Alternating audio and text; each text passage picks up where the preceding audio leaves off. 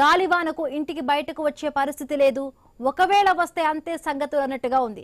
గాలికి ఎగిరిపోయే ప్రమాదం ఉందంటున్నారు. గంటకు 100 కిలోమీటర్లకు పైగా వేగంతో ఈదురుగాలులు వీస్తున్నాయి.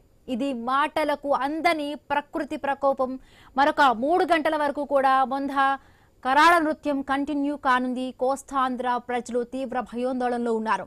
పెనుగాలుల తీవ్రతకు పెంకుటిల్లు, పూరిళ్లు, రేకుల పైకప్పులు ఎగిరిపోయే ప్రమాదం ఉందని నిపుణులు హెచ్చరిస్తూ ఉన్నారు. ప్రమాదం బారిన పడకుండా జాగ్రత్తలు తీసుకోవాలని సూచిస్తున్నారు. గోదావరి జిల్లాలపై ఇది ప్రకృతి ఊచకోత. మొంధ తీవ్ర తుఫాను రూపంలో ఊహకందని అపార నష్టం. వరి, అరటి, కొబ్బరి తోటలు తీవ్రంగా దెబ్బతిన్నాయి. మొంధతో ఆక్వా రంగానికి తేరుకోని నష్టం తప్పదంటున్నారు. గోదావరి జిల్లాలో రైతులకు వేల కోట్ల రూపాయల నష్టం వాటిల్లుతోందని అంచనా వేస్తున్నారు. ఈ రాత్రి గడిస్తే చాలనే అభిప్రాయం వ్యక్తమవుతోంది.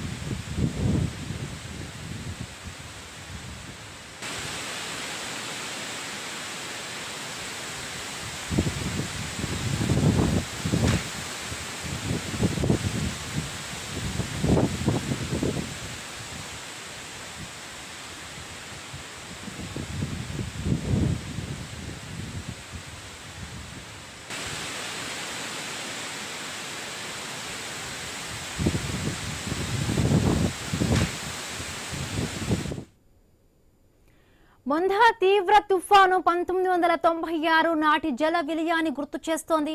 నాడు నవంబర్లో కోనసీమను తుఫాను ముంచేసింది. కోనసీమ చరిత్రలో పీడకలగా చీకటి అధ్యాయంగా మిగిలింది. అమలాపురం ప్రాంతంపై నాడు తీవ్ర ప్రభావం చూపింది. 215 కిలోమీటర్ల వేగంతో పెనుగాలులు వీచాయి. వేల ఇళ్లు పైకప్పులు లేచిపోయాయి. 40,000కు పైగా ఇళ్లు నేలమట్టమయ్యాయి. 2.33 లక్షల కుటుంబాలు నిరాశ్రయులయ్యారు. 2.25 లక్షల మందిని పునరావాస కేంద్రాలకు తరలించారు. దాదాపు 6 లక్షల ఎకరాల్లో పంటలు నాశనమయ్యాయి. నాడు అమలాపురంలో 390 మిల్లీమీటర్ల వర్షపాతం నమోదైంది. తుఫాను బాధితులను ఆదుకునేందుకు ఆనాడు కూడా ముఖ్యమంత్రిగా ఉన్న చంద్రబాబు నాయుడు రాజమండ్రిలో మినీ సెక్రటేరియట్ ఏర్పాటు చేశారు. బాధితులకు అన్ని రకాలుగా సహాయక చర్యలు అందించారు.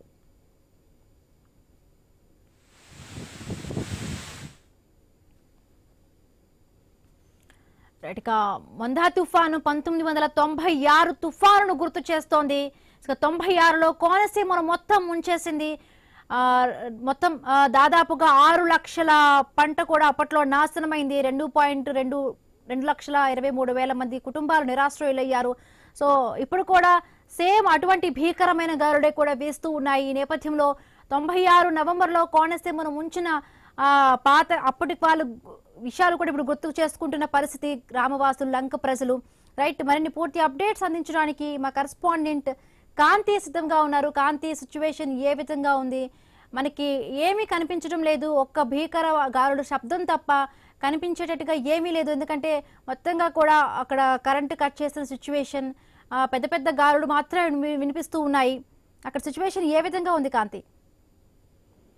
యావిందు తుఫాను ప్రభావంతో దివిసీమ ప్రాంతం ఎక్కువగా అట్టుడుగుతుందని చెప్పాలి. ప్రతిసారి తుఫాను వచ్చినప్పుడల్లా కూడా ఈ దివిసీమ ప్రాంతంలో ఎక్కువగా పంట దెబ్బతినడం కావచ్చు, అలాగే అక్కడ ఉన్నటువంటి నివసించే ప్రజలు ఇబ్బంది పడటం అనేది కొనసాగుతూ వస్తుంది. అలాగే గతంలో వచ్చినటువంటి తుఫానులన్నింటినీ కూడా ప్రస్తుతం గుర్తు చేసుకుంటున్న పరిస్థితి. తీర ప్రాంత ప్రజలు ఎక్కువగా అటు ఉమ్మడి ఏదైతే తూర్పు గోదావరి జిల్లా పరిసర ప్రాంతాల్లో, అలాగే కృష్ణా జిల్లా పరిసర ప్రాంతాల్లో ఎక్కువగా ఈ ప్రభావం ఉంటుంది. కాబట్టి తీర ప్రాంత ప్రజలు ఎవరైతే ఉన్నారో వాటికి సంబంధించి ఎప్పటికప్పుడు పరిస్థితిని సమీక్షిస్తున్నారు. ఇప్పటికే సీఎం చంద్రబాబు నాయుడు ఇంకా కూడా సచివాలయంలోనే ఉన్నారు. ఆర్టీజీఎస్ సంబంధించినంత వరకు కూడా అక్కడ తుఫాను ప్రభావిత ప్రాంతాలకి 5-6 సభ్యులతో ఒక్కొక్క బృందాన్ని పంపించాలని కూడా సీఎం ఆదేశాలు జారీ చేశారు. తుఫాను ఈ రోజు రాత్రికి తీరం దాటే అవకాశం ఉన్న నేపథ్యంలో సీఎం చంద్రబాబు నాయుడు ఇప్పటికే అధికారులందరినీ కూడా అలర్ట్ చేయడంతో పాటుగా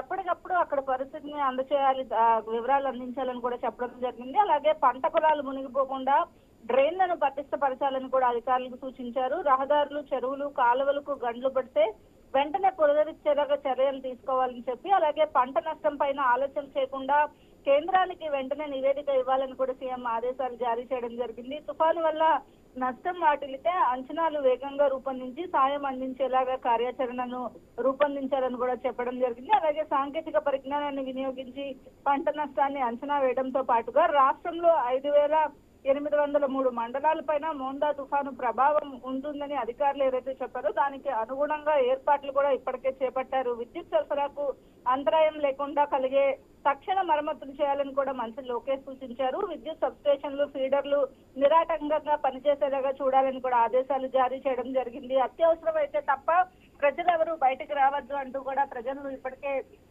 అధికారులు అప్రమత్తం చేశారు. ఇక ఏదైతే తీర ప్రాంత ప్రజలకు ఇప్పుడు అంటే తీరం దాటడానికి దగ్గర సమయం పడుతున్న నేపథ్యంలో ఈదురుగాలులు, భారీ వర్షం పడే అవకాశం ఉంటుంది. కాబట్టి విద్యుత్ అంతరాయంతో అనేకంగా ఇబ్బందులు పడే అవకాశం కూడా ఉంటుంది. ఈ నేపథ్యంలో అధికారులు ఎప్పటికప్పుడు వారిని పరిస్థితిని సమీక్షిస్తున్నప్పటికీ కూడా కొంత తుఫాను ప్రభావిత ప్రాంతాలకు సంబంధించినటువంటి వాళ్ళు కొంత ఇబ్బంది పడే అవకాశం ఉంది. అలాగే సీఎం చంద్రబాబు నాయుడు తుఫాను ప్రభావిత ప్రాంతాల్లో గర్భిణులకు సంబంధించిన క్షేమ సమాచారం, అలాగే వారికి కావాల్సినటువంటి సురక్షిత ప్రాంతాలను కూడా వారికి తరలించాలని చెప్పడంతో పాటుగా గ్రామ వార్డు సచివాలయాల వద్ద 3,000 జనరేటర్లను పెట్టాలని, క్షేత్రస్థాయి సిబ్బంది గ్రామ వార్డు సచివాలయాలు బేస్ గా క్యాంప్ గా పనిచేయాలని కూడా ఆదేశాలు ఇవ్వడం జరిగింది. అలాగే సహాయక చర్యల కోసం సిద్ధంగా జేసీబీలు, క్రేన్లు, ప్రొక్లైనర్లు వంటిని కూడా అన్నింటినీ కూడా పెట్టడం జరిగింది. ఇప్పటికే ఎక్కడైతే తుఫాను ప్రభావిత ప్రాంతాలు ఉన్నాయో దివిసీమ, అలాగే కోనసీమ జిల్లాలో ఇక్కడ ఎక్కడైతే చెట్లు నేలకొరిగినాయో వాటిలన్నింటినీ కూడా తీసి పక్కకు వేసే పనిలోనే ఆల్రెడీ లైవ్ లో అక్కడ ఉన్నటువంటి అధికారులంతా పనులు చేపట్టిస్తున్న పరిస్థితి అయితే ఉంది. రాకపోకలు నిలిచిపోకుండా వాహనదారులకు ఆహారం, తాగునీటి సరఫరా చేశారు. ఒకవేళ ఎక్కడైనా కొన్ని పరిస్థితులు వచ్చి ఆగిపోయినా ఎప్పటికప్పుడు అక్కడ రహదారిలో నిలిచిపోయినటువంటి ప్రజలకు ఎటువంటి ఇబ్బంది కలగకుండా చూడాలని కూడా ఆదేశాలు జారీ చేశారు. రాత్రి 9 గంటల నుంచి రేపు తెల్లవారుజామున వరకు కూడా భారీ వర్షాలు నమోదయ్యే అవకాశం ఉందని చెప్పి ఇప్పటికే వాతావరణ శాఖ హెచ్చరికలు జారీ చేసింది. ఈ నేపథ్యంలో తుఫాను ప్రభావిత ప్రాంతాల్లో రాత్రి 9 గంటల నుంచి రహదారుల పైన రాకపోకలు కూడా నిలిపివేయాలనే ఆదేశాలను కూడా జారీ చేయడం. కాకినాడకు 150 కిలోమీటర్ల దూరంలో సైక్లోన్ ప్రస్తుతం కేంద్రీకృతమై ఉంది. రాత్రి 11:30 సమయానికి తుఫాను తీరం దాటే అవకాశం ఉందని అధికారులు అంచనా వేస్తున్నారు. ఈ నేపథ్యంలో ఏటే ఆర్టీజీఎస్ సెంటర్ నుంచి మోందా తుఫానుకి సంబంధించి ముఖ్యమంత్రి చంద్రబాబు నాయుడుతో పాటుగా మంత్రులు లోకేష్, అనిత, అలాగే అధికారులంతా యంత్రాంగం అంతా కూడా తుఫానుకి సంబంధించి ఎటువంటి ఇబ్బందులు కలగకుండా ఉండేలాగా ఏర్పాట్లు అయితే చేపడుతూ ఉన్నారు. Right, thank you Kanti, thanks for the updates.